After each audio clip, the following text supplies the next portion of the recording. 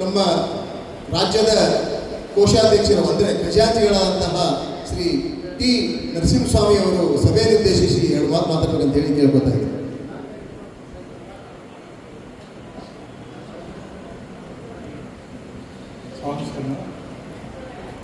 ಸ್ವಾಮಿ ಆಂಜನೇಯ ಸ್ವಾಮಿ ಆರಾಧನೆಗೆ ನಮಸ್ಕರಿಸಿದ ನಮ್ಮ ಆರಾಧ್ಯ ದೈವ ಶಬರಿಮಲೆ ಅಯ್ಯಪ್ಪ ಸ್ವಾಮಿ ಸನ್ನಿಧಿಗೆ ನಮಸ್ಕರಿಸುತ್ತಾ ಸಮಾರಂಭಕ್ಕೆ ಆಗಮಿಸಿದ ಪೂಜ್ಯ ಶ್ರೀ ಕಲ್ಯಾಣ ಮಹಾಸ್ವಾಮಿಗಳ ಪಾದಾರವಿಂದಕ್ಕೆ ನಮಸ್ಕರಿಸುತ್ತಾ ವೇದಿಕೆ ಮೇಲೆ ಎಲ್ಲ ಸ್ವಾಮಿಗಳಿಗೂ ಹಾಗೂ ತಮ್ಮೆಲ್ಲರಿಗೂ ನನ್ನ ನಮಸ್ಕಾರ.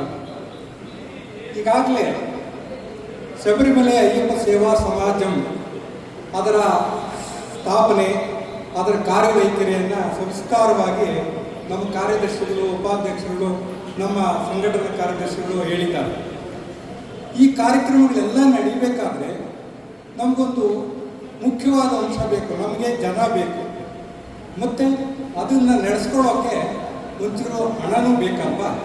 ಸ್ವಾಮೀಜಿ ಹೇಳಿದ್ರಾಲೆ ಈ ಕಾರ್ಯಕ್ರಮಗಳೆಲ್ಲ ನಡಿಬೇಕಾದ್ರೆ ಒಂದಿಷ್ಟು ವಂತಿಕೆಯನ್ನು ಕೊಡಬೇಕಾಗುತ್ತೆ, ನೀವು ಅದನ್ನು ನಡಿಬೇಕಾಗುತ್ತೆ ಅಂತ.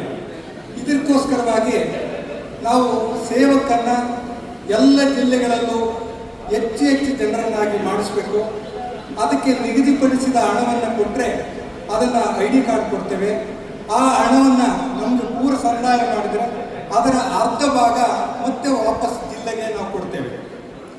ಅದಾದ ನಂತರ ನಿಮ್ಮ ಹಣ ನಿಮ್ಮ ಸಮಿತಿಯ ತೀರ್ಮಾನದಂತೆ ನೀವು ಅದನ್ನು ಬಳಸ್ಕೋಬೋದು.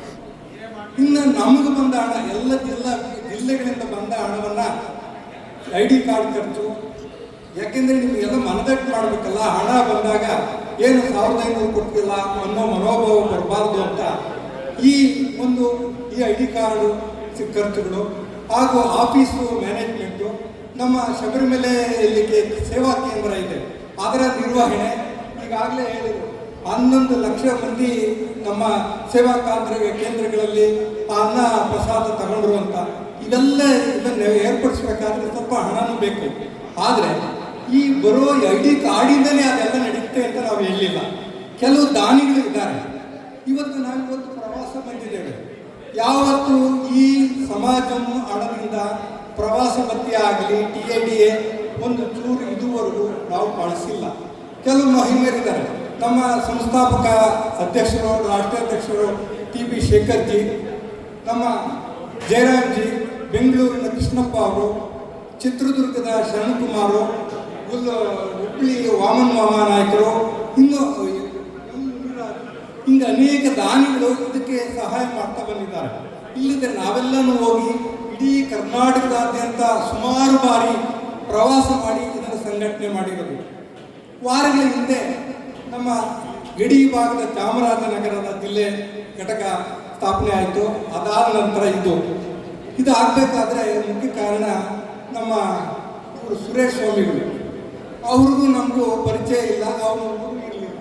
ಬರೀ ಬಳ್ಳಾರಿ ಜಿಲ್ಲೆಗೆ ಮಾಡಿಕೊಡ್ಬೇಕು ಸ್ವಾಮಿ ಅಂತ ಅಪ್ಲಿಕೇಶನ್ ಕಳಿಸಿ ಸ್ವಾಮಿ ಮಾಡ್ತೀವಿ. ಅಪ್ಲಿಕೇಶನ್ ಆಯಿತು, ID ಕಾರ್ಡ್ ಕೊಡಬೇಕಲ್ಲ ಸ್ವಾಮಿ, ನೋಡಿಲ್ಲ ನಾನು, ಅಟ್ಲೀಸ್ಟ್ ಫೋನ್ನಲ್ಲಿ ಒಂದ್ಸರಿ ಮುಖ ತೋರಿಸಿ ಅಂದೆ. ಅವರು ಶಬರಿಮಲೆಯಲ್ಲಿ ಇದ್ದರು, ಅಲಂಕಾರ ಮಾಡ್ತಾ ಇದ್ರು, ಅದನ್ನೇ ತೋರಿಸಿ ಸ್ವಾಮಿ ನಾನೇ ಸುರೇಶ್ ಸ್ವಾಮಿ ಅಂದರು. ಯಾರೋ ಯಾರೋ ನಮ್ಮ ನೆಂಟರು ಬರ್ತಾರೆ ಅಂತ ಹೇಳ್ತಾರೆ. ನಿಮ್ಮ ಬಳ್ಳಾರಿಯವರೇ, ಅವ್ರ ಕೈ ಕಳಿಸಿ ID ಕಾರ್ಡು ಅಂದೆ. ಅವ್ರು ಯಾರೋ ಹೇಳಿ ಅವ್ರ ಮನೆಗೆ ಹೋದೆ. ನಾನು ಯಾರೋ ಬಸ್ ಸ್ಟ್ಯಾಂಡಿನಲ್ಲಿ ಕೊಡ್ತೀನಿ ಅಂದರೆ ತಗೊಂಡೋದ್ರೆ ನಿಮ್ಮ ಮನೆಯಲ್ಲಿದೆ ತುಮಕೂರಲ್ಲಿ ಅಂದಾಗ ಹಿಂಗೆ ನಮ್ಮ ಬಾಂಬೈದನು ನಮ್ಮ ತಮ್ಮನೋ ಅಂದರು, ಚಿತ್ರದುರ್ಗದ ಇಲ್ಲಿ ಬಳ್ಳಾರಿನಲ್ಲಿದ್ದಾರೆ, ಅವ್ರು ತಗೊಂಡು ಬಂದು ನಿಮಗೆ ಕೊಟ್ಟರು. ಇದೆಲ್ಲ ಆಗಬೇಕಾದ್ರೆ ಈ ಹಣಕಾಸಿನ ವಿಚಾರದಲ್ಲಿ ನಾವು ಪ್ರತಿ ವರ್ಷ 31 ಮಾರ್ಚ್ ಚಾರ್ಟೆಡ್ ಅಕೌಂಟೆಂಟ್ಗಿಂತ ಆಡಿಟ್ ಮಾಡಿಸ್ತೇವೆ. ಆಡಿಟ್ ಮಾಡಿಸಿ IT ಡಿಪಾರ್ಟ್ಮೆಂಟ್ಗೆ IT ರಿಟರ್ನ್ಸ್ ಮಾಡ್ತೇವೆ ಎವ್ರಿ ಇಯರು. ಇದೆಲ್ಲ ಕಾನೂನುಬದ್ಧವಾಗಿ ಆಗಿದೆ. ಮೊದಲು ನಮ್ಮ ಸೆಂಟ್ರಲ್ ಲೆಕ್ಕದಲ್ಲಿ ಪಾನ್ ಕಾರ್ಡಲ್ಲಿ ನಾವು ಅಕೌಂಟ್ ಓಪನ್ ಮಾಡ್ತಿದ್ವಿ, ನಾವು ಬ್ಯಾಲೆನ್ಸ್ ಶೀಟ್ ಮಾಡಿಕೊಡ್ತಿದ್ವಿ. ಅವ್ರಿಗೆ ಏನು ಮಾಡಿದ್ರು, ನಿಮ್ಮ ರಾಜ್ಯದ್ದು ನೀವೇ ಟ್ರಸ್ಟ್ ಮಾಡ್ಕೊಳ್ಳಿ, ನಿಮ್ಮದೇ ಪಾನ್ ನಂಬರಲ್ಲಿ ನೀವು ಅಕೌಂಟ್ ಓಪನ್ ಮಾಡ್ಕೊಳ್ಳಿ ಅಂದರು. ಆದ್ದರಿಂದ ನಮಗೆ ಜವಾಬ್ದಾರಿ ಜಾಸ್ತಿ ಇದೆ. 31 ಮಾರ್ಚ್ ಎಲ್ಲ ಜಿಲ್ಲೆಯವರು ಆಡಿಟ್ ಮಾಡಿಸ್ಕೊಡ್ಬೇಕು, ಅದು ಲೆಕ್ಕ ಕೊಡಬೇಕು, ನಾವು ಅದನ್ನು ID ಡಿಪಾರ್ಟ್ಮೆಂಟ್ಗೆ ಕೊಡಬೇಕು. ನಾವು ಅದೇ ರೀತಿ ಸ್ಟೇಟ್ಗೂ ಸಹ ಈ ಆಡಿಟ್ ಮಾಡಿಸ್ತೇವೆ, IT ರಿಟರ್ನ್ಸ್ ಮಾಡ್ತೀವಿ. ಇದರಲ್ಲಿ ಯಾವುದೇ ಪಾರದರ್ಶಕವಾಗಿ ನಮ್ಮ ಲೆಕ್ಕಾಚಾರ ಲೆಕ್ಕಾಚಾರ ಇದ್ದೇ ಇರುತ್ತೆ. ಯಾರು ಯಾವುದೇ ಹಣ ಪೋಲಾಗೋ ಅವಶ್ಯಕತೆ ಇಲ್ಲ ಅಂತ ಹೇಳಿ ನಿಮ್ಮಲ್ಲಿ ನಾನು ದೃಢೀಕರಿಸ್ತೇನೆ ಅಂತ ಹೇಳಿ ನನ್ನ 2 ಮಾತುಗಳನ್ನು ಮುಗಿಸ್ತೇನೆ. ಧನ್ಯವಾದಗಳು. ನಮ್ಮ ರಾಜ್ಯದ